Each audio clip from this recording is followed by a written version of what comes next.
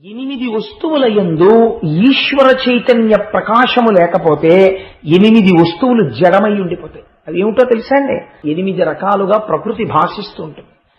ప్రకృతి ఉన్నదా అంటే ఉన్నది, జ్ఞాననేత్రము చేత లేదు. జడమైన ప్రకృతికి చైతన్యము దేని వలన కలిగినది?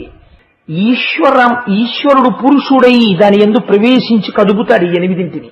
అవే పంచభూతములు: పృథివీ, ఆపస్, తేజో, వాయు, ఆకాశములు. భూమిరాపో నలో వాయు కమ్మనో బుద్ధిరేవచ అహంకార ద్వితీయమ్మే భిన్నా ప్రకృతి రస్తదా. మనో, బుద్ధి, అహంకారములు. మనస్సు కూడా జడమే. మనస్సు అప్పటి వరకు ఉంటుంది, ఊపిరి వెళ్ళిపోయింది అనుకోండి, ఏది మనస్సు? బుద్ధి ఏది? అహంకారం ఏది? నేనన్న భావన ఏది? ఈ 8 ఎప్పుడు కదులుతున్నాయి? ఈశ్వరుడు లోపల ఉన్నప్పుడే కదులుతున్నాయి. కాబట్టి 8ంటికి భర్త ఎవరు? ఈ 8ంటికి మంగళత్వం ఎప్పుడు